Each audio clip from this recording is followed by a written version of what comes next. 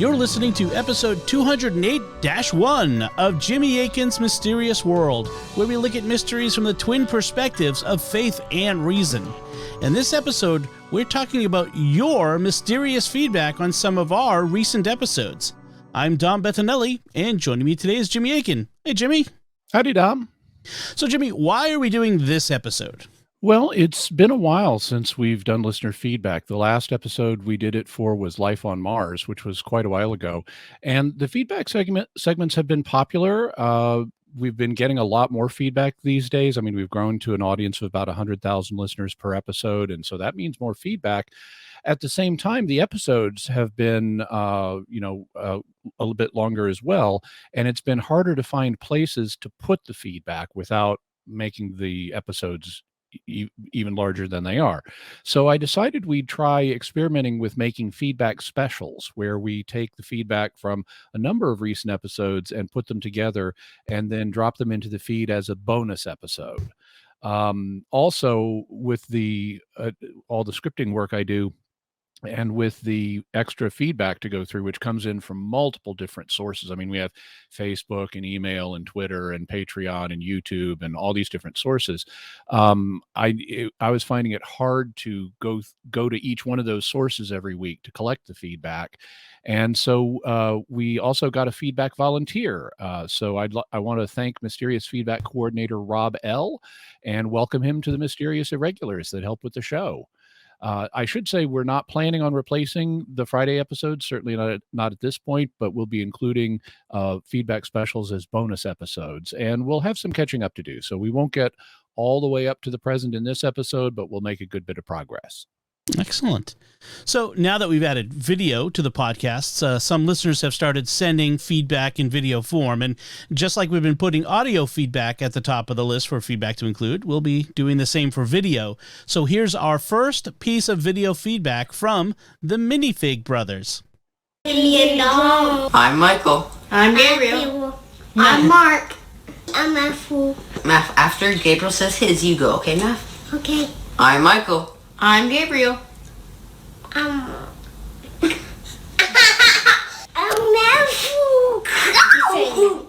And I'm Mark. And we are the Minifig Brothers. We're big fans of Jimmy Akin's Mysterious World. We love you so much. If you want to donate to the podcast, please visit sqpn.com/give. Bye, Jimmy and Dom. Bye. Bye. Bye. Bye. And that's really cute. And want to thank the Minifig Brothers for their support and for urging people to support the program.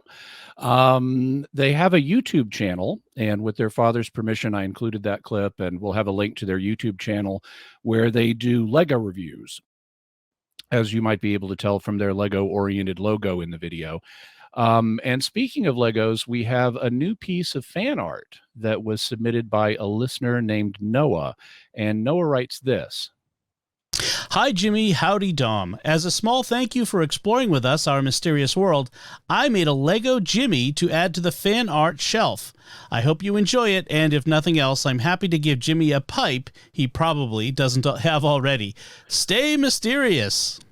And thank you very much, Noah. As you can see, if you're watching the video version, I have added Lego Jimmy to the fan art shelf. And indeed, I don't have a tiny plastic pipe. I didn't even know they made those for Legos. Back in my day, they did not have the kind of, when I was growing up, we just had square rectangular blocks. They didn't have all the amazing things that they do now. So I admire the creativity. It's another version of me. I'm wearing the cowboy hat and the white suit and everything. And it's really inventive. I appreciate that, and I want to thank you, and it will be on the shelf in the future. And I was pointing to it right there where it is in case you want to get a spatial sense of that. So thank you very much, Noah. Excellent. So, and I love hearing the kids. I love it when kids imitate me in their feedback. It cracks me up. We've had a few people submit kids saying my usual lines, and I love to hear that. So send that in. I love to hear that from you folks.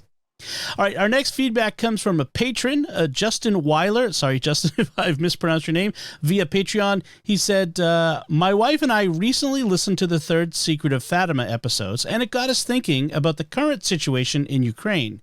I know many people believe the secrets and implications of the Fatima secrets have been fulfilled, but any thoughts about what Our Lady said to the shepherd children of Fatima and what is happening right now with Russia clearly spreading its errors and potential threat of nuclear war? Well, I don't think there's a direct relationship, because the evidence we have indicates that the Fatima apparitions secrets have all been fulfilled, and the promise was that the world would eventually be given a period of peace. And after the fall of the Soviet Union, we've had that for the last more than 30 years now. But Fatima did not promise that the peace would last forever or that Russia would never again embark on an expansionist campaign. And so we could be on the other side of that now. Having said that, I think it's reasonable to appeal to Our Lady of Fatima for peace in the Russia-Ukraine situation and for world peace in general. So we're going to be talking about that. I had originally planned to do the Cuban Missile Crisis this October because it's the 60th anniversary. And the Cuban Missile Crisis, for people who may not be aware, occurred in 1962, and it was I don't think this is necessarily quite true, but it's often been regarded as the closest we ever came to nuclear war. And it was a very tense period of about 2 weeks, and we came out of the other side of it okay. We managed to avoid nuclear war on that occasion. And with all the the nuclear saber rattling that President Putin has been doing, a lot of people have said this is the most dangerous time since the Cuban Missile Crisis. And I don't really think that's true. I think the 1980s, especially during the Able Archer incident, which we'll talk about in the future, that was actually more dangerous. But I decided to move up the Cuban Missile Crisis and not wait until October. So we will have a two-part episode on the Cuban Missile Crisis coming up, during which we will discuss the connections to Our Lady of Fatima, nuclear war, consecrating Russia and Ukraine, and things like that. But at this point, I'm optimistic that we will not have a nuclear war. And I value the fact that Pope Francis decided to consecrate Russia and the Ukraine to Our Lady of Fatima. I think that will definitely help. Excellent. So he who must not be named on a family podcast, yes, that's the name, on YouTube writes, I enjoy listening to Mysterious World every week. The episodes on Marian apparitions are among my favorite. I'm Eastern Orthodox, but currently attend my local Catholic parish because I cannot get to my Orthodox one. Your explanations help me better understand what the Catholic Church believes and doesn't believe about apparitions, and I appreciate that when you are frank about the facts and thus frankly state why an unapproved apparition is unapproved.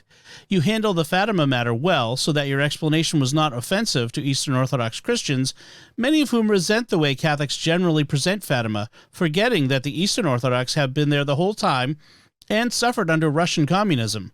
Let us pray earnestly for the reunion of our churches. Thank you very much, he who must not be named on a family podcast. It had not occurred to me, because I try not to be offensive to anybody, it hadn't occurred to me that Catholics would be explaining Fatima in a way that could be offensive to Orthodox. But upon thinking about it, yeah, I can see exactly how that could happen. So on behalf of Catholics who have done so unwittingly, I apologize on their behalf, because that's what those who have done so unwittingly would want done. And I agree. Let us earnestly pray for the reunion of our churches. All right. So our next bit of feedback is going to be coming from the episode 181 on D.B. Cooper. And the first one is an audio feedback from Aussie. Here it goes. Hello, Jimmy and Dom. I'm a college student who really appreciates listening to Mysterious World as something to think about outside of my studies and to connect my studies to as an engineer and pre-veterinary student. I really appreciate Jimmy's logical approach and research and views from all angles. It's very satisfying as a listener to know that that level of research has been done. And as a college student, I know that kind of research is required academically. So I understand why Jimmy puts in all that work, and I really appreciate it.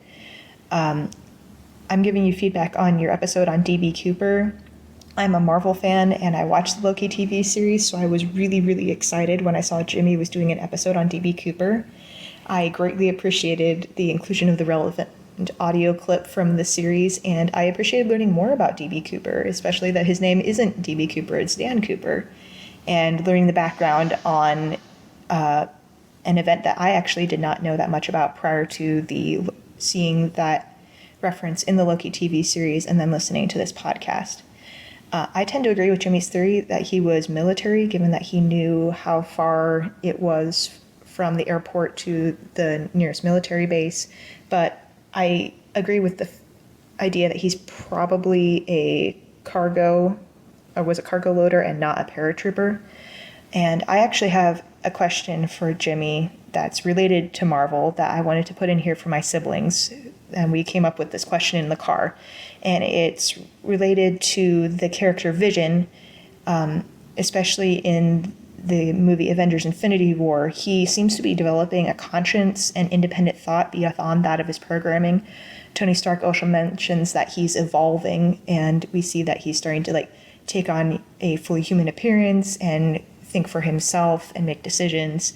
So the question is, if Vision or another similar AI robot becomes capable of that level of independent thought and reasoning, at what point would it be necessary, or would it be necessary at all, for God to give the AI a soul? So it would be an actual rational being.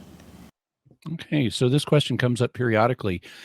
Before I answer it, I'll mention another bit of Marvel trivia or Marvel lore. So growing up, I would sometimes read Marvel comics. I was more of a DC fan, but I'd sometimes read Marvel. And I knew that the Vision had originally, who is this android member of the Avengers, I knew that he originally had been another character in the Golden Age. He was the Human Torch. So there was a Human Torch before Johnny Storm of the Fantastic Four. Johnny Storm is the second Human Torch. And the robot that became the Vision was the original Human Torch. And recently, I went back and read the very first Marvel comic, Marvel Comics #1 from 1939, which features the origin stories of 4 characters. One of them is the Vision. One of them is the Human Torch. One of them is Namor the Submariner.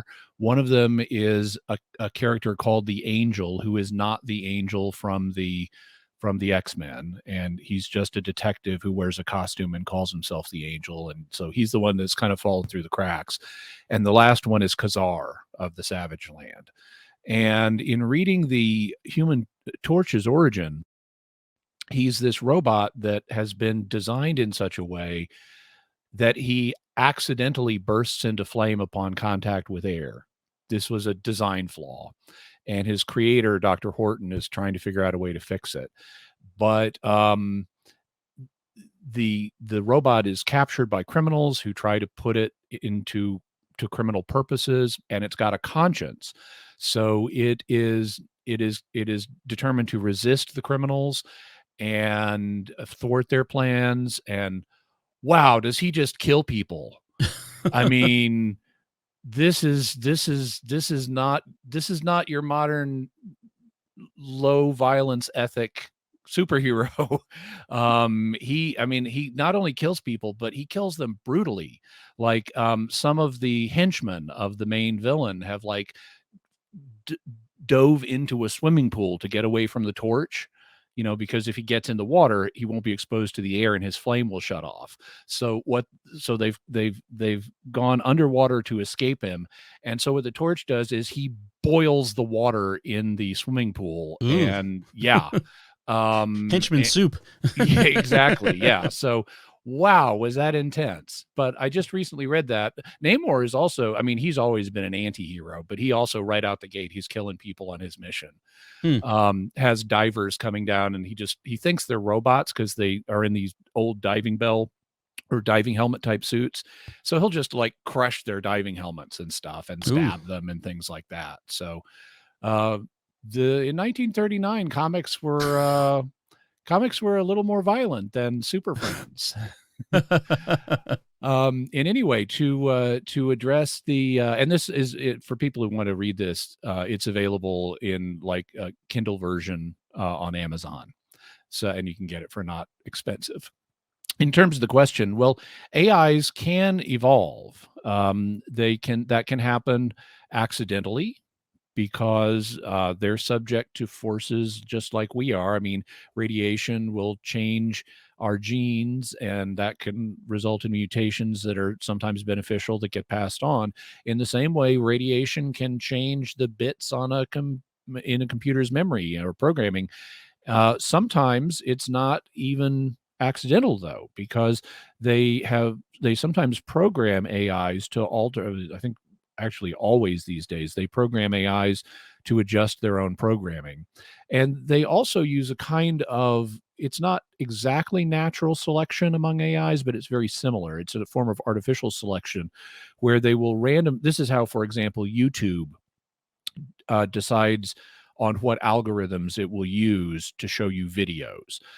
They take a bunch of copies of a successful algorithm, and then they make random changes in them and let them loose and see which algorithms attract more views.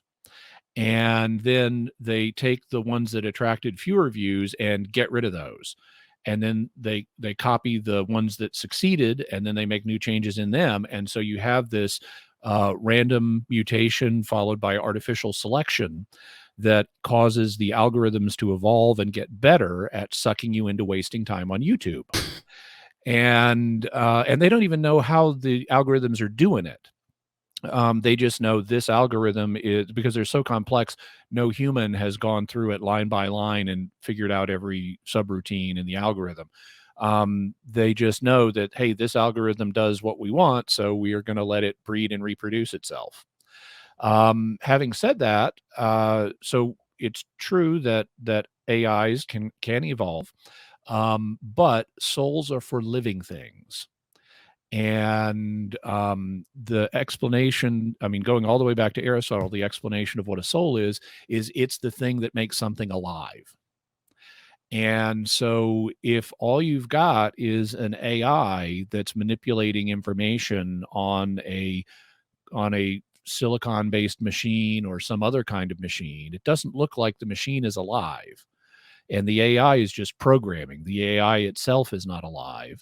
And so no matter how complex it got, and no matter what kind of conscience it would evolve, God would not have to, so far as I can see, give it a soul, because souls are for living things. And this is a complex thinking thing, but it's not a complex thinking living thing. Okay. There's been we recently did an episode on animal afterlife where we looked at the kind of association between soul that survives death and rational soul, and which has been a kind of common assumption that people in our culture have, that you either don't have a soul if you're not a rational being like a human, or at least you don't have a soul that would survive death. And that needs to be challenged. So I think we need to be careful about associating intelligence with soulishness. Soulishness is really more about being alive, and intelligence is more about intelligence. Okay. Paul Vidmar comes via Patreon with more feedback on our D.B. Cooper episode and says, I got to thinking about this a little bit. A few items come to mind. First, would it have been possible for Mr. Cooper to have brought on board warmer clothes to change into prior to jumping to better weather the cold? Second, could his bomb have been just road flares he could set off on the way down to alert an accomplice and give away the track? Third, it was noted that he may have picked the date so that it was a 4-day weekend, which would give credibility to him being American versus Canadian, as Canadians do not celebrate Thanksgiving on the same date we do. I have my thoughts. It was a Canadian immigrant that worked for Boeing and alerted a pickup accomplice using road flares. Well, as far as warmer clothes, yes, he could have a change of warmer clothes, especially if he had an accomplice that planted something in the overhead compartment. But we know he didn't change before jumping, because he was seen tying the money bags around himself, and he had his regular clothes on. as he was tying the money bag. So what he would have had to do is take whatever the accomplice left for him and either hold it or strap it also to his body as he made the jump. But it's possible. I don't have evidence that that didn't happen, but I also don't have evidence that it did. It's just it's interesting speculation.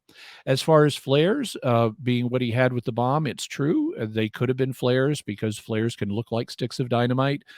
So can other things, candles wrapped in red construction paper. But it could have been flares, and he could have brought them to use to signal an accomplice. But the challenge is he didn't know exactly where he was going to be jumping. They didn't even take his original flight plan, which would have taken them to Mexico City. And so he ended up jumping in an area that he really couldn't know in advance where he was going to land. And flares are only really good for short distance communication with someone. They have to be able to see the flare.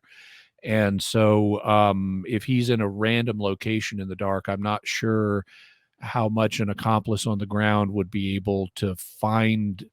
I think the odds are kind of low that the accomplice would be within the radius of where you could see the flare. In terms of American Thanksgiving, yes, that shows he had knowledge of American customs. And so he likely lived in America and took advantage of the 4-day weekend, whether or not he was an American or a Canadian national. Okay. And I know, Dom, you had some thoughts on whether he had an accomplice as well. Did you want to share those? Yeah, I felt like that it was possible that there was someone else on the plane who, like you mentioned, brought aboard a carry-on that had the other, change of clothes or other materials that he could have used after jumping. And that person, leaves it on board when they're, being evacuated. And then Cooper goes and finds it and uses that or takes it with him, like you mentioned, and uses it to get out of the forest. I mean, he could have had a radio, could have had all kinds of things in an accomplice's bag that wasn't in his own carry-on. So it's interesting. And given what you said in the episode that the FBI didn't quite follow up on all that sort of thing, I feel like it might have been possible. Mm-hmm. Indeed. Excellent. So patron Rob Leonardi writes on Facebook, my theory about the missing money in one of the packs found at the beach was that he probably made a fire on the beach and used the money for kindling. Did they ever do any more excavations of that site? Well, they did do additional excavations, and Wikipedia has a summary of those. Nothing that led to a break in the case, obviously, but they did do additional excavations. As far as the kindling theory, wow, that would be an expensive fire. And that would be a lot of effort to get kindling for your fire. But if someone gets cold enough and they're shivering the shiver reflex is to try to generate motion, so it raises our core body temperature so we don't freeze to death. And if someone is out there in the woods and they're underclothed and shivering, they might decide, let's use a little bit of this for kindling. Damon Pierman on Facebook writes, I love listening to this podcast and spent like 2 to 3 months binging, and I'm all caught up. I've heard a lot about D.B. Cooper. I still learned something from this episode and wouldn't mind having another on candidates of who it might be. So far, my favorite episodes have been all those related to remote viewing. And will you guys be doing an episode on Eucharistic miracles? Nothing is weirder than bread and wine becoming physical flesh and blood. We will be doing an episode on Eucharistic miracles, so that's coming up. Glad you've been enjoying the show, and we may in the future have a D.B. Cooper candidates episode because some of them have interesting stories. Paul Sulkowski writes on Facebook, D.B. Cooper, the man, the myth, the legend, the destitute? This hijacking could be an act of desperation. His attire and disposition showed him to be a man of refinement who was entering financially hard times? The lack of missing persons reports implies no one to file the report and no support network upon which he could live. Well, it could signify that he didn't get reported as a missing person if he died. He didn't get reported as a missing person because he didn't have a support network that he was plugged into. On the other hand, it could indicate he got away and was just fine and took the 4-day weekend to get back to his home, wherever that was, went back to his job on Monday, and nobody ever knew that he had been missing. Yeah, right. Lindsay Sant on Facebook wrote, "Everyone knows it was Loki. Mystery solved." Oh, yeah, but solving one mystery leads to another. So if it was Loki, what was the bet with Thor? Got to know that now. What was the wager? What was at stake? What would have happened if Loki hadn't lost the bet? I mean, one mystery just breeds others. And greetings to the Catholics of Oz and Let's Science. Yes. Lindsay is host of those shows. So Rob Murphy sends an email. "Just a word of thanks to you. My wife and I are empty nesters now in Oregon, and having not had a television for 25 years, we either read a lot or listen to podcasts at night. After listening to you on Catholic Answers for some time, I finally dialed in Mysterious World in the past week. My wife and I sit together in front of the fire and have listened to Our Lady of Cabejo, and just last night, D.B. Cooper. Very interesting and romantic. Reminds me what couples did in the 30s and 40s before the advent of the boob tube and when the divorce rate was low. Thanks for doing your part in saving marriages around the world." Well, thank you so much, Rob. And that's such a sweet story. And hope that you and your wife continue to enjoy the show. Jason Dirth writes via email, "I've been a longtime listener of your Secrets of Star Trek podcast, but recently discovered this podcast. My first exposure was your D.B. Cooper episode. I have some thoughts about what might have happened. Is it possible that Dan Cooper had an accomplice? Could it be possible that one of the passengers who may have been working with Cooper had a carry-on bag? Something that this person stored in an overhead bin that would not have been searched upon entry to the airplane? That would have contained items such as a one-piece jumpsuit, heavier shoes, maybe even a jump helmet." Well, a jump helmet would, I mean, if it was a rigid body jump helmet, like a motorcycle helmet, that probably would have been a little more obvious if it was in a carry-on, or it wouldn't have gone into a rigid body carry-on. Maybe a bowling ball bag. But what we can say is he didn't change before he jumped. So if he had such an accomplice that was providing him with additional equipment, he would have had to get to the ground with it successfully before being able to use it. Right. And thanks, Jason. That was similar to what my thoughts. So we were thinking alike on that one. Keith Adkins on YouTube wrote, "It's amusing how Jimmy never misses an opportunity to bash the U.S. government and media." Somebody has to do it. I mean, somebody has to warn the public. And I don't always bash the government. I do give the government credit for various things. The media, on the other hand, is just incompetent and deserves it. So there you are. Right. Michael Fitzgerald writes on YouTube, "Hi, Jimmy and Dom. Love the show. I found it about a year ago when Jimmy was on Pints with Aquinas and have binged many of the older episodes. I have loved mysteries since I was a kid, and I was wondering if Jimmy thinks the saved will know the truth about these mysteries. I know we will all be more than satisfied with the beatific vision, but if God can let us know what happened to D.B. Cooper, if Bigfoot and UFOs are real, and what really happened to JFK, etc., it would be a cherry on top." Well, what I can say with certainty is that if you need to know who D.B. Cooper was to be happy in heaven, then you will know who D.B. Cooper was to be happy in heaven. I think, yeah. I think I agree. I'm going to need to know about those UAPs. That's for sure. Yeah. Well, and I would assume, I don't know that we will know the answers to these mysteries, but I'm pretty confident that we will know more than we do now. And if we still want to know about these, and I don't think God's going to keep them secret from us. So I'm cautiously optimistic that we will be able to and be interested in knowing all this stuff and thus be able to know it. Awesome. Peace Brother on YouTube writes, "Here in the Pacific Northwest at the end of November, at 6 p.m. in the nearly perpetual pouring rain, it is so dark that one can barely see the road they're driving with high-intensity high-beam lights.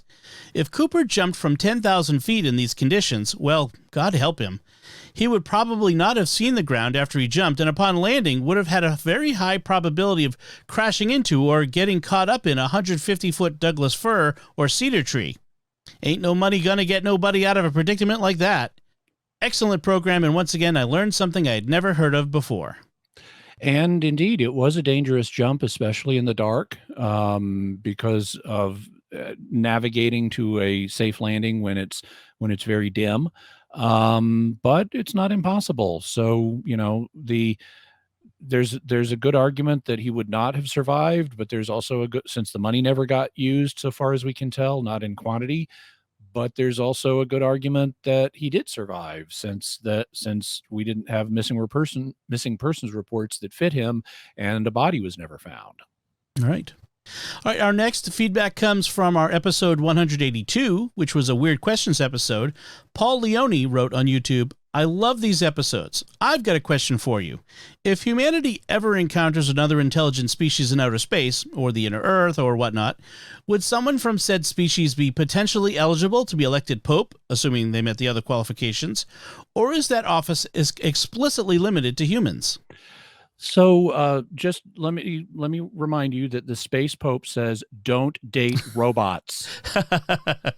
And if you don't know what I'm referring to there, you can go on YouTube and search for Futurama, don't date robots. But the Space Pope has very, very wise words of wisdom. Don't date robots. Okay, so is the office of Pope explicitly limited to humans? No. There's nothing in the Bible that says that. There's nothing in the church fathers that says that. There's nothing in the magisterium that says that, but it may be implicit. It may be part of the deposit of faith that in order to be the vicar of Christ, you need to be a human, like Christ was human. But if so, that's something that's a question the magisterium hasn't addressed yet. So we really can't say. We'd have to first discover intelligent aliens, then they would have to want to be Christian, then they would have to want to be ordained to the priesthood. They'd have to have vocations to the priesthood, and then we'd have to face each of those questions as it comes. Hypothetically, even if you say that the papacy is restricted to humans, it may not be humans in the biological sense. One of the things that, and I was recently talking with a well-known Catholic philosopher about this, the classic definition of human is just a rational animal. And so if we met aliens and they were rational animals, on some historic definitions, they would be humans.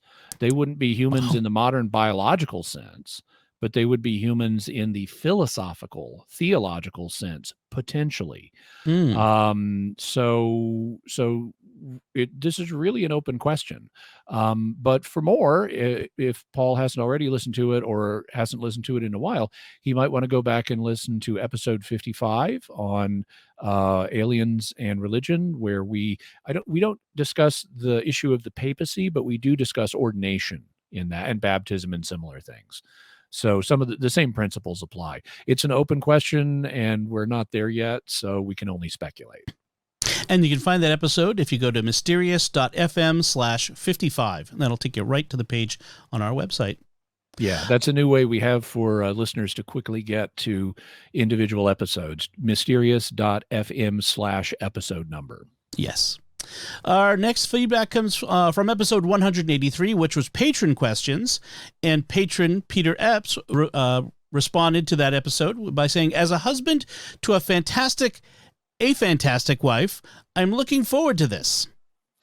Yeah, so we were discussing aphantasia, which is the condition that some folks have where they don't form mental images the way most people do. So if you say, picture this, you're standing in a field and the sun is shining down. And most people will create an internal mental image of themselves in a field with the sun shining down. But aphantasiacs don't. And they typically grow up not realizing that other people have these additional mental images, and they interpret statements like the one I just made, picture yourself, as some kind of metaphor. Because it doesn't correspond to their experience. So we talked about that in the episode, and I hope, Peter, that it was a useful discussion for you and your wife. And aphantasiacs are out there. In fact, our next piece of feedback illustrates that. Yes, this comes from Carol Macri on Facebook, who wrote, "Didn't know aphantasia was a named thing. For years, I've asked my friends and relatives, do you think in words or in pictures? I cannot relate at all to the idea of movies in my head, but it seems like most people can. I'm interested in the relationship to PTSD.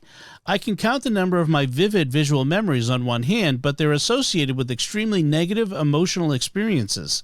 Otherwise, it hasn't been a problem except for the fact that I would just have to say, shoot me now, if my life depended on identifying someone I've met once or twice." Well, a lot of people don't have good memories for people they've met once or twice. So a lot of people would be in the same boat there. Having internal visual experiences doesn't mean that you have a perfect memory or a photographic memory.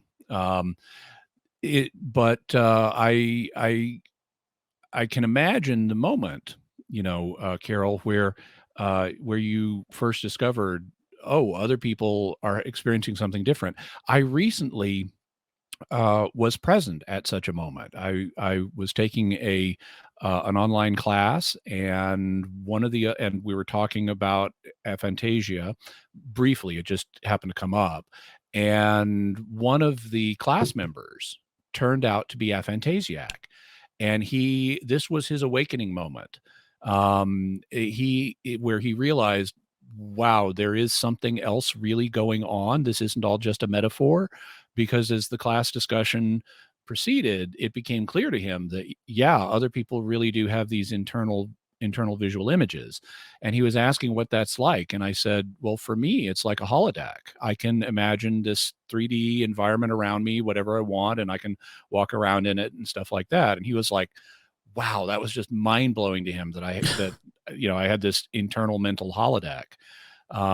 So it's definitely out there. And whether or not people have these mental images, they make valuable contributions to society. In fact, one of the head guys at Pixar, which is all about making visual media entertainment, is also aphantasiac. It hasn't stopped him. Wow.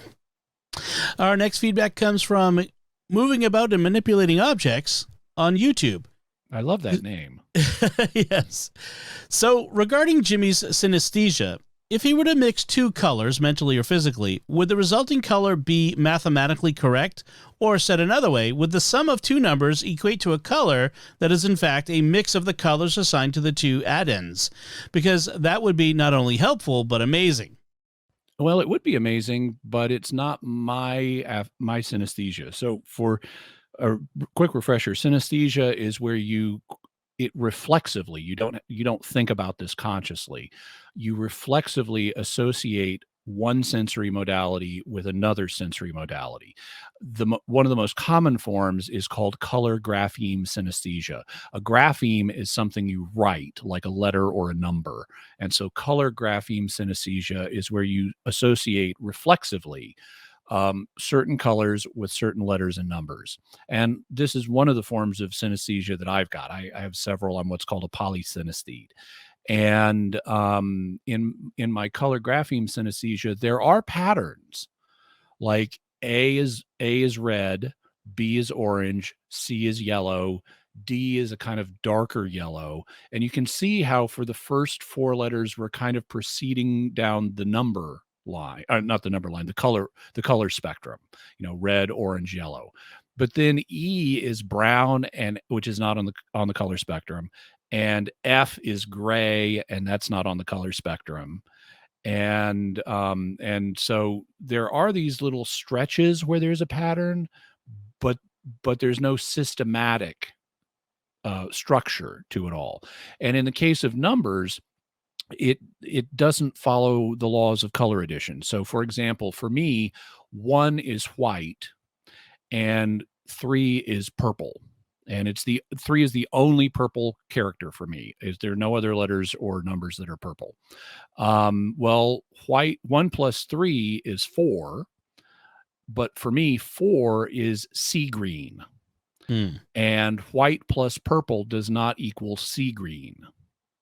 Also, 4, with the number 4 is sea green. So 4 plus 4 is 8. And that would be sea green plus sea green, which you would think would just be sea green. But for me, 8 is orange. So it would be awesome, but it's not the way my synesthesia works.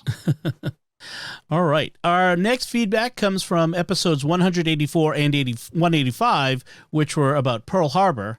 And Greg Winters wrote on Facebook, one of the best episodes so far. Never knew the behind-the-scenes history of Pearl Harbor. Fascinating and also very scary. Thank you, Greg. Glad you enjoyed it. It's always fascinating to learn what was going on behind the scenes. Then John Haley also wrote on Facebook, I did some research on White. You indicated that you would have a future podcast on him post-war. Looking forward to listening. I read that he died of a heart attack and also drug overdose 2 days after the hearing. Both causes were in the same article. Good luck on your research. Thank you. And yes, it is debated whether Harry Dexter White died naturally or not. Then Nicholas Jagno on Facebook writes, there is a possible U.S. saint who was involved in the Japanese Pacific campaign following the Pearl Harbor attack. As Jimmy mentioned, there were other attacks across the Pacific in the hours that followed the surprise attack in Hawaii. One of the attacks hit Clark Field Air Base in the Philippines. At Clark Field was an army chaplain, Father Verbis Lafleur, who was born in my hometown. His cause for canonization was opened by the Diocese of Lafayette, Louisiana, and the United States Conference of Catholic Bishops expressed its support for the cause. He and other prisoners died on a hell ship that was sunk by an American submarine. The hell ships were not marked as carrying POWs or non-combatants, so American forces didn't know the prisoners were on board. Father Lafleur was last seen repeatedly diving back down into the water to save soldiers from drowning. I encourage people to do an internet search to learn more about this brave holy man and future saint. And thank you very much, Nicholas, for bringing him to our attention. And people can indeed look him up and pray if they choose concerning his canonization. Father Horton sent an email who said, the mention of Harry Dexter White made me wonder if Whittaker Chambers / Alger Hiss is one of the 1,500 items, maybe more than that, on the mysterious on the mysterious to-do list. I also noticed that Jimmy didn't actually deny being an interdimensional robot instead changing the subject to Time Lords. Well, concerning robots and Time Lords, I mean, I can only give the Glomar response. I can neither confirm nor deny. In terms of Whittaker Chambers and Alger Hiss, they are on the list, as are the Rosenbergs, Julius and Ethel Rosenberg, Klaus Fuchs, the Venona Decrypts, and more Cold War goodness. Excellent. Jeremy Smith wrote on YouTube, Hi, Jimmy. Thank you for another great 2-part episode. However, I did notice an error. In both the first and second parts, you said that the Soviets lost the Russo-Japanese War to the Japanese. I paraphrase that. The Russo-Japanese War ended in 1905, and the Soviet Union wasn't formed until after the 1917 Russian revolutions. And you're quite correct. It can be a challenge when you're banging through a script to keep exactly when a war ended and when the Soviet Union began straight relative to each other. So is a slip of the tongue. Yep. Then our next feedback comes from episodes 186 and 187, Weird Questions. Samuel Varg wrote on Facebook, Howdy, I have a Trekkie question about the eternal soul and time. In the Star Trek Voyager episodes Year of Hell, Part 1 and 2, the villain Anorax's time ship can erase things from history, causing them to have never existed in the first place. If a human or alien with an eternal soul would be hit with this time weapon, what would happen with the soul? Does it cease to exist, never having existed in first place? Or does only the body die when its existence and the soul goes to heaven or hell? Also, since timelines can be restored in Star Trek, people who have been erased from time can come back into time. Would that person's soul be taken back from heaven or hell and back into our space-time? So it's going to depend on the way time travel works. Now, if you can really rewrite history without creating a branching timeline, then you're going to run smack into the grandfather paradox. And so the two solutions that are typically offered to avoid the grandfather paradox are either you can't change history at all, you can only fulfill it, or you create a branching timeline. And if you can't change history at all, then there's no problem here, because nobody ever gets deleted from history or restored to history or sent down an alternative timeline. On the other hand, if you suppose that we can cause branching timelines, so let's suppose that that you're on a branched timeline and you commit a mortal sin and you die. Well, okay, you would go to hell in that timeline. But then suppose someone creates another timeline that branches off of that one where you are saved from dying, and you go to confession and you're back in a state of grace, and then you die. Well, you go to heaven in that second branched timeline. And so how would we explain this in terms of metaphysics, in terms of what's going on the level of the soul?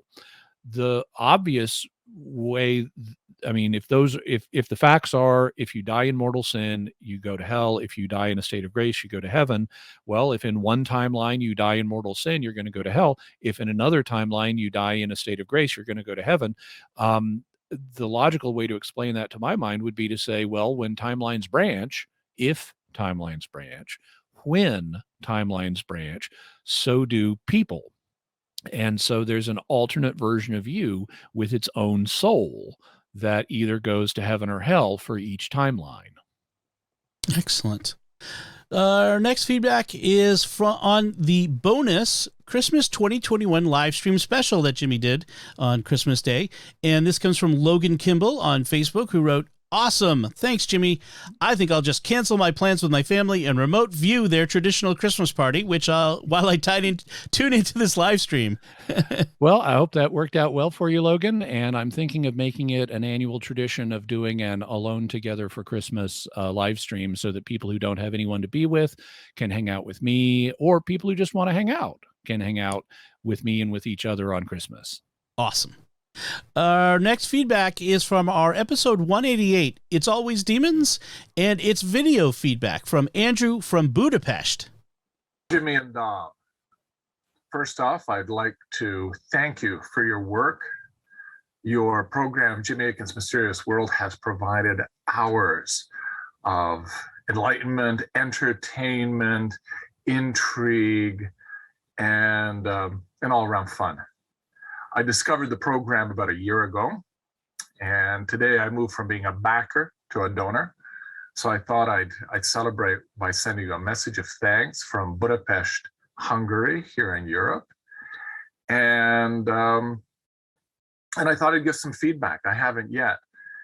All in all, I have to say, wow, I have a lot of fun and really, really like the programming. It took me, I think, until September, listening to 3 or 4 podcasts a week to catch up. And since then, I look forward to the new podcast every week. The last one I listened to, before the Hindenburg, was It's Always Demons. And finally something where I say, I disagree a little bit. And actually, it's not so much a disagreement as what I found lacking, Jimmy, was your lack of referencing to exorcists. There's some wonderful, reputable, archdiocesan approved exorcists who have published books, who have presentations, sermons, homilies on YouTube. And I find their input very interesting. And I think in today's age, maybe it's just simply a different church ecclesial milieu that I live in. It's not so much that we see demons and the devil under every rock, but more, it doesn't exist. It's some sort of medieval superstition and nothing much that we should be concerned about. Another reference I think is worth sharing is C.S. Lewis's Screwtape Letters. A great read, a fun read, and brilliant spiritual insight. Thank you so much, guys. Keep up the good work, and hopefully I'll send you some more information. So bye-bye from Europe, from Budapest, from Hungary. Thank you very much, Andrew, for your kind words and for your support of the show. The reason, and it's fine that you disagree, I never expect everybody to agree with me. The reason that we don't have, that I didn't talk more about particular exorcists and what they've said is sort of twofold. First, I haven't yet read a lot of exorcist literature, but I am doing some reading in it, and I'm going to test it, sort the wheat from the chaff, and include the wheat in future shows. I do have concerns, which I talked about in episode 188, about the way about what I see coming from many exorcists. The first thing I see is that they tend to have a limited perspective where they think about everything in terms of angels and demons, and they don't look at other possibilities. I mean, they will, like, because the rite of exorcism forces them to think about, like, well, could this be mental illness? But in terms of other things, they tend to think exclusively in terms of angels and demons, or at least their thinking tends to be colored by that paradigm. And so it's sort of an occupational hazard. If your job is driving out, and part of your job is driving out demons, it's kind of like being a carpenter. If you've got a hammer, every problem looks like a nail. And I find that many exorcists, including ones that I see speaking in public, are overly focused on the idea of its demons, that they diagnose or warn about demons too quickly. And they warn that various phenomena will open you to demons in situations where that is not a credible claim. So I have yet to find exorcists, and I'm sure they're out there. I just have yet to find an exorcist who I would consider to have good, balanced judgment across a range of issues, that I would want to quote. And I'm sure there are such people. I don't know whether they're all the ones who are talking, though, who are putting themselves out in the media. But when I find people like that, I will definitely talk about them. And I agree, Screw Tape Letters is a great read. You mentioned the possibility, Andrew, of future feedback, which we would welcome. And perhaps in your future feedback, you could tell us whether you live in Buda or in Pest, because a lot of people don't realize Budapest is a composite city made from two earlier cities, Buda and Pest. And I'd just be curious to know which side you live on. So thank you, Andrew. Excellent. And our next feedback comes from Eric, who left a voicemail on our mysterious feedback line. And this is what he had to say. Hi, Jimmy and Dom. This is Eric. I appreciated your episode on It's Always Demons, and it gave me some sobering food for thought. So I appreciate the elements you brought up, in particular about the dangers of imprudently ascribing demonic causes to other people's problems.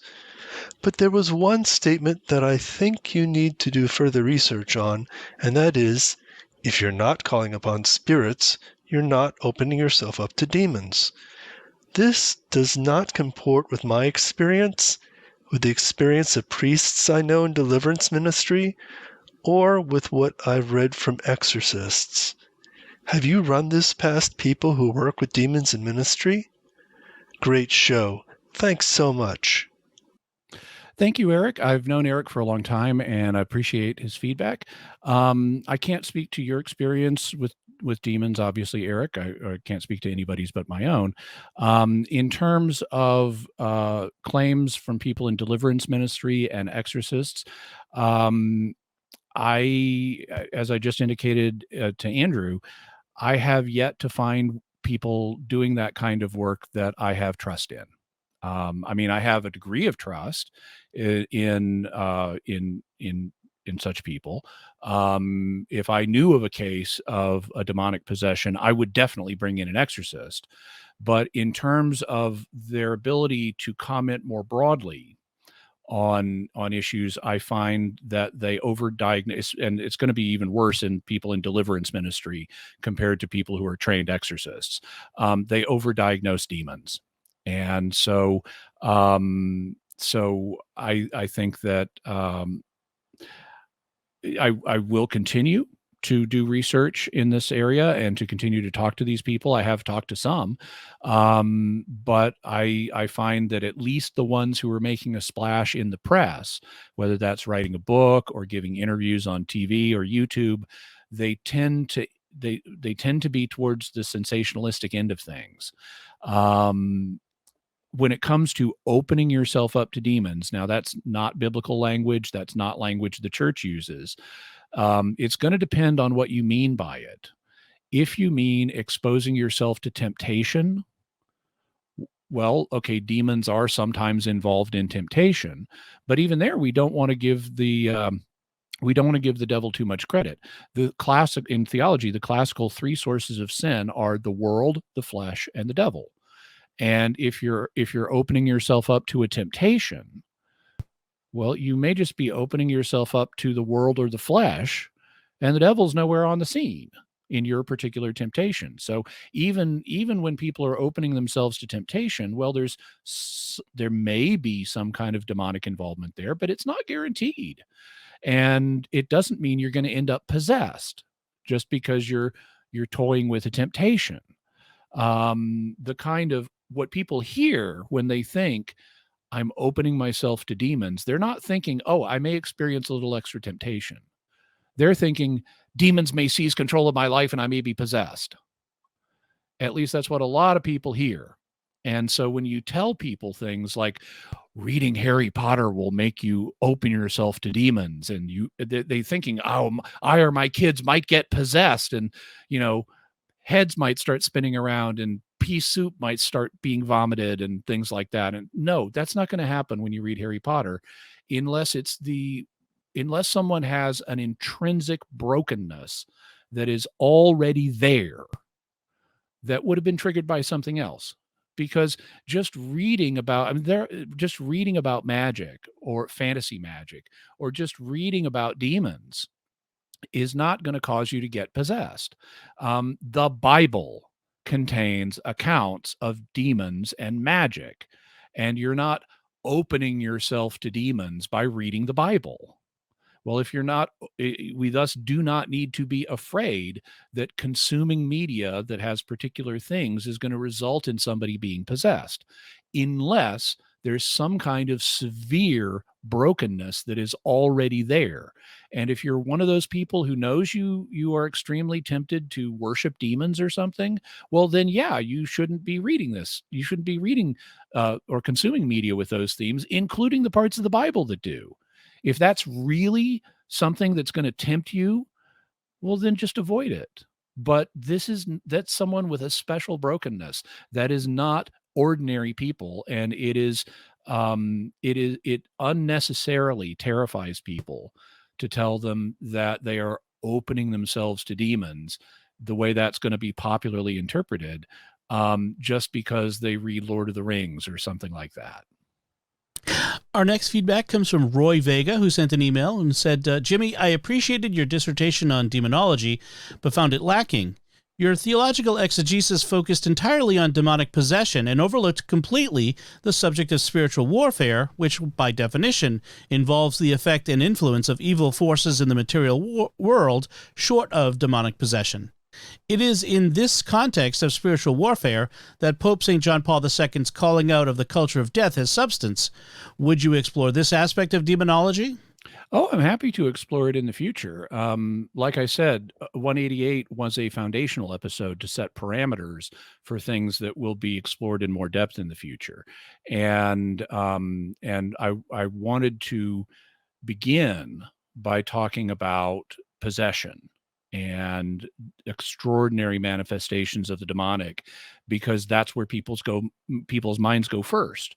So I wanted to go for that issue first. And in the future, we can talk about common garden variety interaction with the angelic and the demonic, like in spiritual warfare, the stuff that goes on all the time, but that doesn't involve extraordinary manifestations. Tristram Carlyle on Patreon wrote, so funny to think that you guys think that there's a bias towards over-assessing the demonic as answer for explaining mysterious or weird phenomena. Are you sure you guys aren't traveling too much in Catholic circles? In today's society, it seems to me that the overarching reason behind everything is reason to be psychological or scientific in nature or reasoning, and only very rarely a demonic one, at least when it comes to things involving people. I bet 95% of all psychologists don't even believe in the demonic, much less think of it as a reason for something strange happening to a person or place. Well, I agree with you. Most people I can't say most people because I haven't actually seen the polling data, but a large number of people are very dismissive in America and Europe of the idea of demons, including various churchmen. And so, yeah, I'm very much aware of that, but that's not the audience I was trying to reach in that episode. The audience I was trying to reach was the audience that is more inclined to automatically assume something is a demon and say, wait, we need to test this. We need to be careful about this. I was talking to a deacon in a very large diocese. I won't say where, but I was talking to a deacon in a very large diocese who participates in that diocese's exorcism ministry. I mean, being a deacon, he can't perform the exorcism himself, but he frequently interviews people who are candidates for exorcisms, and he provides assistance to the priests performing exorcisms and things like that. And he's directly engaged in the work in a very large diocese, and even by his estimation, possessions are very rare. He estimated that like in 20 years of doing the work, I think he said he'd encountered 5 cases of full-blown possession. I mean, he'd obviously encountered lesser phenomena, but possession itself is not as common as people think, and therefore not as much of a danger as people think. Jonathan Lane sent a message via Patreon, and he said, would be curious on Jimmy's thoughts on listening to music where the musician purports to be in touch with the demonic in the creation of the music. Are there, based on what, based on what they openly claim to be avoided, and are not a judgment call on the listener's behalf? To Jimmy's point that one cannot accidentally summon a demon, I'm not asking whether the unwitting listener could inadvertently be influenced by the demonic, but once the listener knows what the artist claims the music to be, is it then inadvisable to still listen? So if a music artist says, oh, I consulted the devil when writing my music, I'm going to think, my first thought is, okay, that's probably just publicity. He probably, the devil had no idea, or if anyone in the demonic realm did, it was some little flunky. But the idea that demons played any role in composing this guy's music is probably pretty low.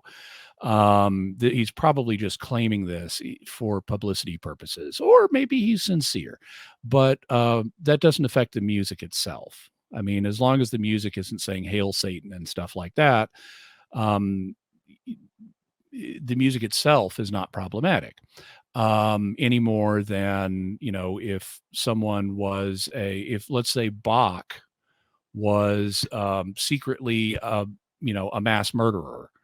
Well, okay, he would have been a bad guy then, but that doesn't make his music suffer for that.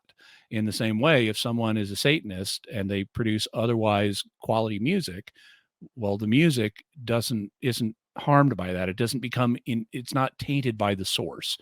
To argue that it would be the genetic fallacy, judging something on where it came from rather than on what qualities it has. And certainly in history, there have been claims about music, like starting in the 1950s when rock and roll was getting popular. You had people saying, oh, it's the devil's music. You should not listen to rock and roll. Sometimes, a lot of rock songs would use 2/2 timing. That's that boom chuck, boom chuck, boom chuck sound. And you would have people saying, oh, that's the devil's beat. Well, the music itself won't hurt you. I mean, the lyrics also will not hurt you if you're strong in your faith and you can separate the wheat from the chaff. Just use critical thinking with music like you would with anything else. I think it would be advisable for an ordinary person to avoid songs that are openly praising the devil, even if they personally have no temptation towards that. I mean, why would you want to be listening to that? So certainly I would avoid that. But if you're strong in your faith, it's not going to harm you any more than reading the account of the temptation in the wilderness, where the devil's going, "Oh, you worship me, I'll give you all this stuff." Well, if you can read that, or see it in a movie without it being a problem for you, then you can see equivalent things in other media. I just personally wouldn't have any interest in it. Also, even if the music were fine in itself, just the fact that someone is claiming to be a Satanist, is something I'm going to find distasteful. I may not want to listen to the music for that reason. Just like if I learned Bach was a serial killer on the side, I might not want to listen to Bach's music anymore. Not because there's anything wrong with the music or anything dangerous with the music, just because it's going to bring up unpleasant associations. But we do need to avoid the genetic fallacy of judging that thing's evil because of where it came from. That's a logical mistake to do that. You want to look at the qualities of the thing itself and not judge it based on who invented it or who wrote it or where it came from. Those issues need to be kept separate. But if, someone's doing something distasteful, then by all means, don't feel any need to expose yourself to their media. Agent JS09 writes on YouTube, as someone who grew up in a semi-fundamentalist evangelical home, I'm quite familiar with the "it's always demons" culture, and I have known people who were legitimately driven away from Christianity in part by that very attitude, as Jimmy has said. There's even a satire movie called Dark Dungeons that was created to make fun of the "it's always demons" culture. The guidelines Jimmy gives are extremely helpful. I will definitely be sharing with others the next time Harry Potter or Dungeons and Dragons comes up in my conversations with friends. Thank you, Agent JS09. I'm glad you found it helpful. Melissa Mick Incognito on Facebook writes, I worked for the Pasque Yaqui tribe when the child was killed during an exorcism. It was devastating to the community. I'm also a substance abuse therapist. Drugs, specifically meth, can be a huge factor in perception, seeing things when they're not there, like demons leading to actions people might not do when in their right mind. Just a thought about another aspect of these terrible atrocities. Love this podcast. I've learned so much. Thank you, Melissa Such a cool name, but hard to say if you're not practiced on it. Melissa Incognito. Thank you for bringing up the role that drugs can also play in this, because drugs are another thing that can either be misdiagnosed as demons or can distort the judgment of someone making a judgment about whether something is demons. Chris Hagan wrote on Facebook, my sons and I listened to every episode on our long drive to school. After this episode, my son wanted me to confirm that using a Ouija board is likely opening yourself up to demons if you invoke a spirit to move the planchette. Okay, so this does involve invoking spirits if you're using a Ouija board in that way.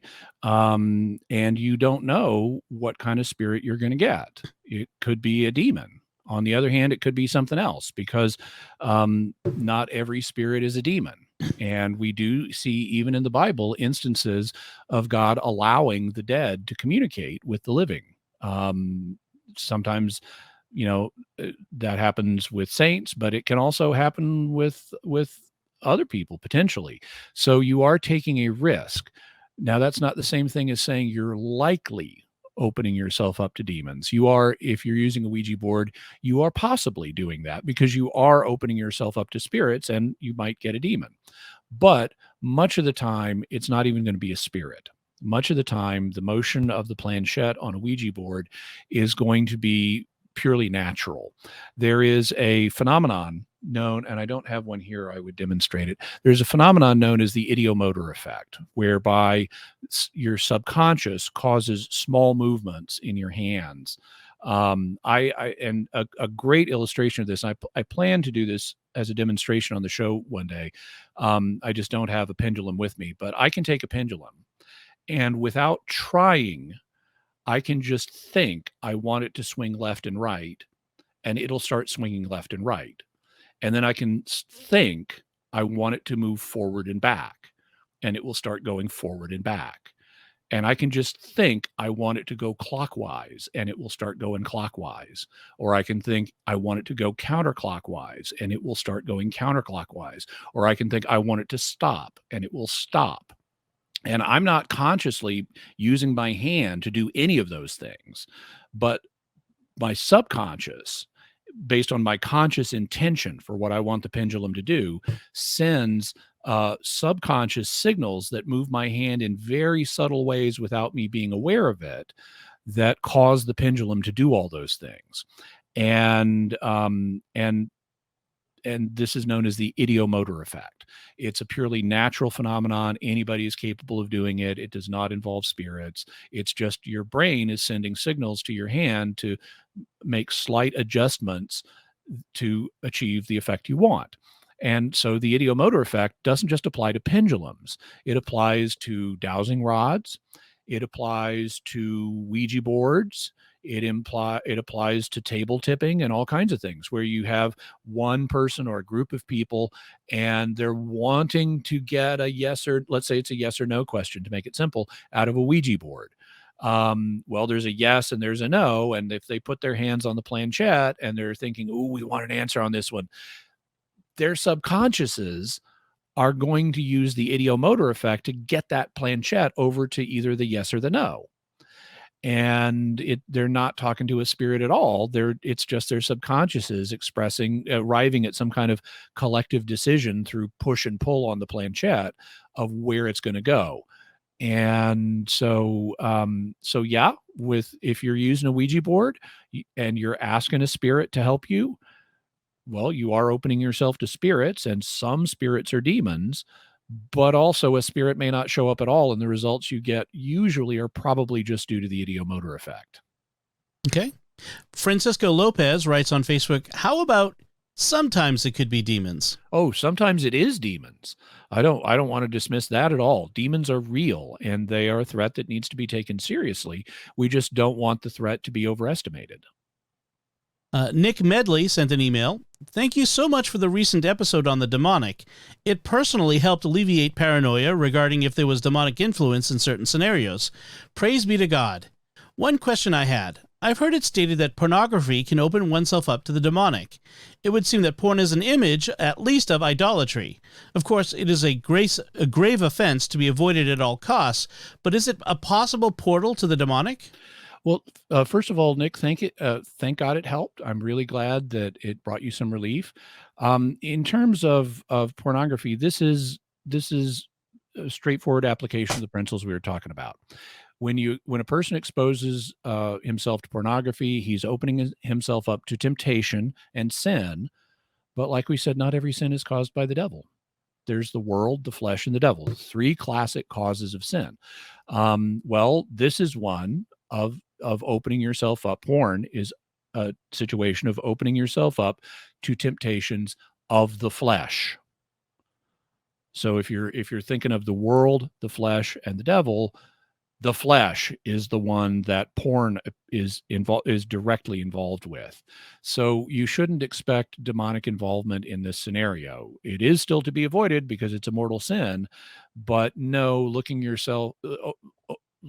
at pornography is opening yourself to temptation, and it's opening yourself to sins of the flesh, but it is not opening yourself up to the devil in any concrete way.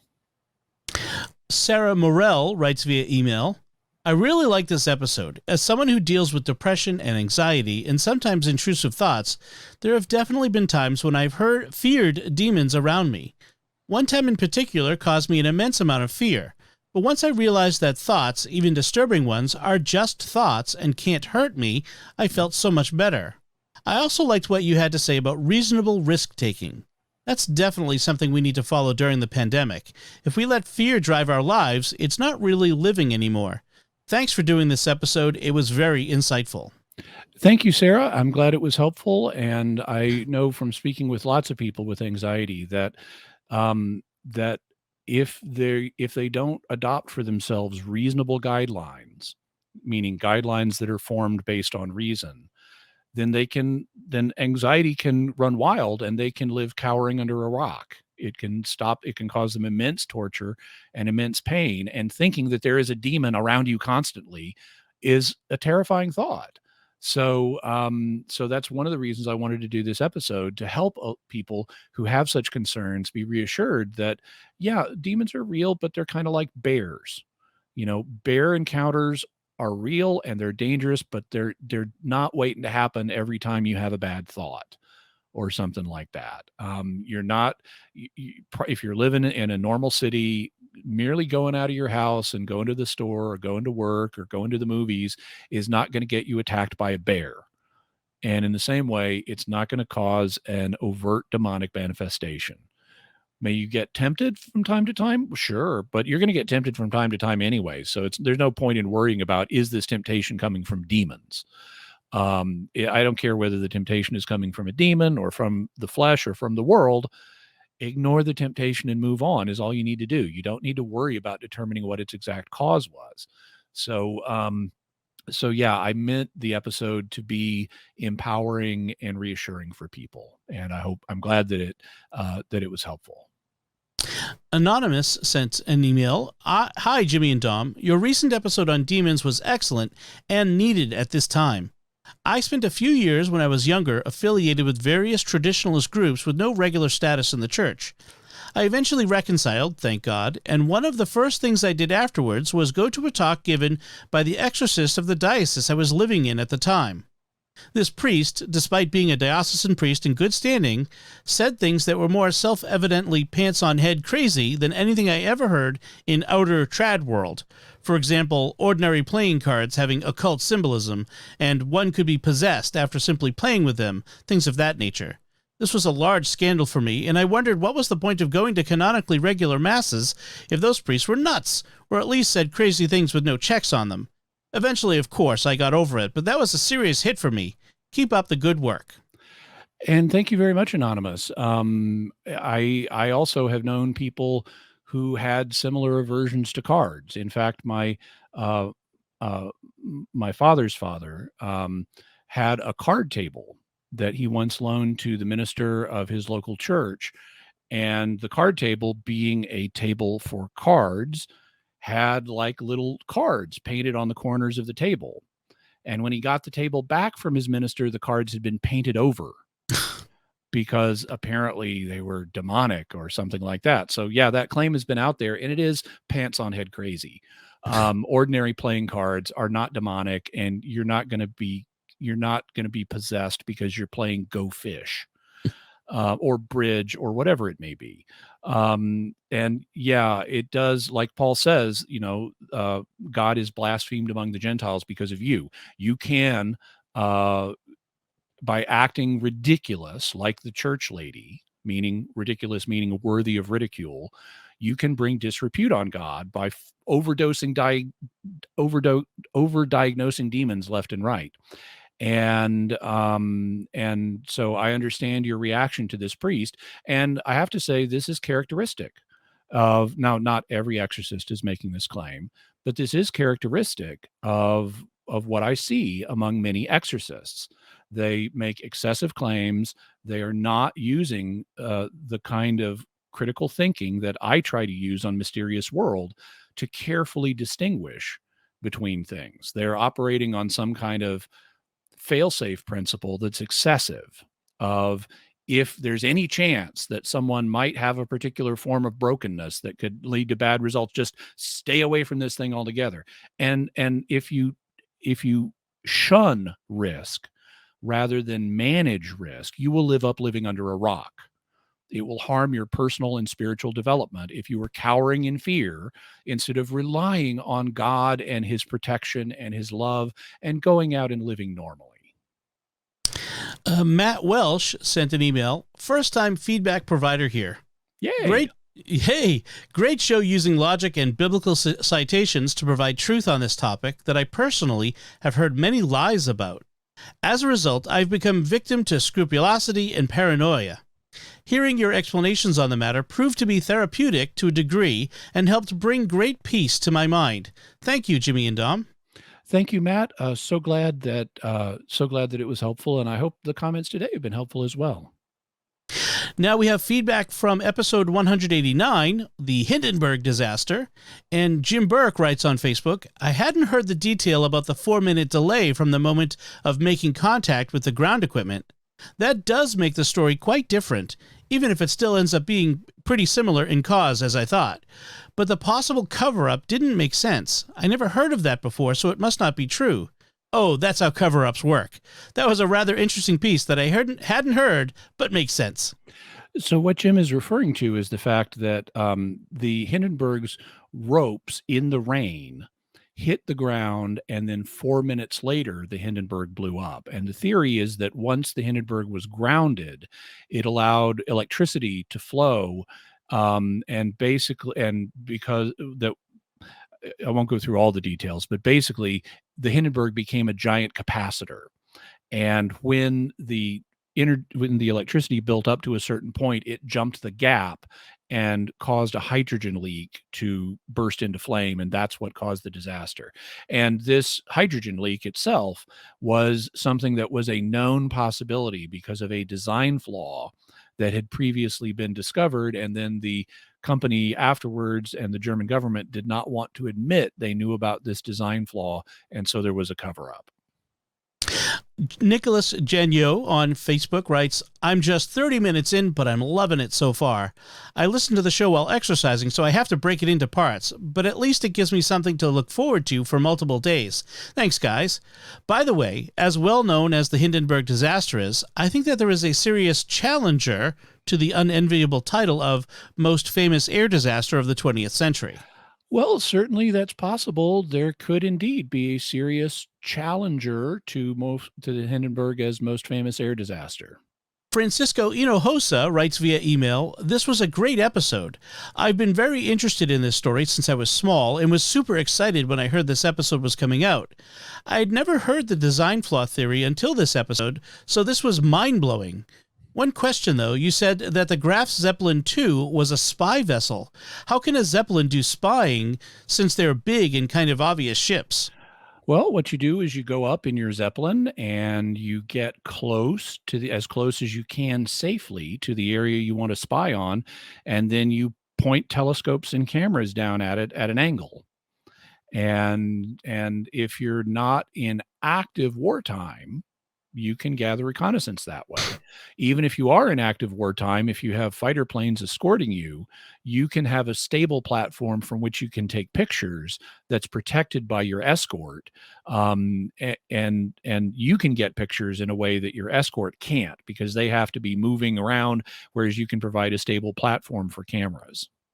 Yeah, they do this today with, there are big airplanes that fly, or spy planes that fly along coastlines and take pictures of things. Yeah. Excellent. And today we also have much faster cameras. So if you want, you could, take your YouTube and zoom over Cuba really quickly and take lots of pictures of it as you're doing that quick zoom over. That's right. All right. And our next feedback is some audio feedback. Hi, Jimmy, Akin, and Dom. This is Dan and Lloyd. My name's Lloyd, and I'm 10 years old. We live in Baltimore City, and we're big fans of the show. We especially liked the Hindenburg disaster. So we listened to it together, and it made us think of a song that we know. It's a song by a band called the Two-Man Gentleman Band called the Hindenburg Disaster. So we're going to include that in this email that we sent to you, and we just thought you would enjoy it. Anything else you want to say, Lloyd? That we like the Mysterious World episodes, and we listen to them a lot. So thanks so much for all your hard work, and God bless. Okay, so thank you very much, Dan and Lloyd. And I looked up the Hindenburg Disaster song by the Two-Man Gentleman Band. We'll have a link to it so that people can listen to it for themselves. But also, here's a bit of it right now just so they can get a taste of it. Come on, children, have you heard of that great airship? The Hindenburg carried folks of wealth and fame, but it crashed in Jersey in a ball of flame. Was on the sunny afternoon, folks were drinking tea with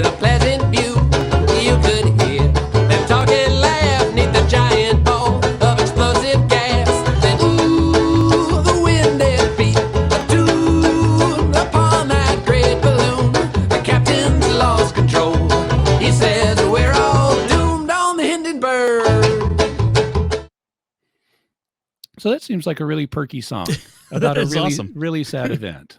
But fortunately, not everybody died. Only about a third of the people did. Yes, that's right. 2/3 survived. Yes.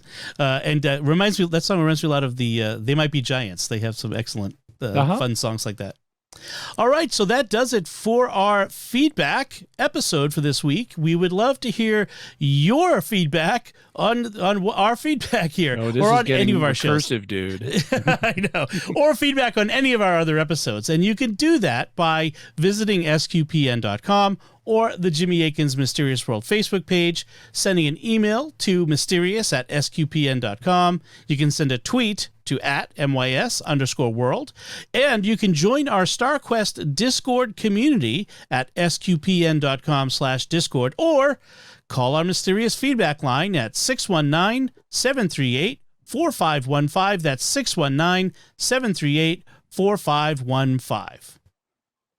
And as promised, this Friday, we will be having our regular Friday episode, which will be patrons' questions. So we'll be hearing new questions from lots of patrons on lots of interesting subjects. Excellent. And remember, to help us continue to produce the podcast, please visit sqpn.com/give. Until next time, Jimmy Akin, thank you for exploring with us our mysterious world. Thanks, Dom.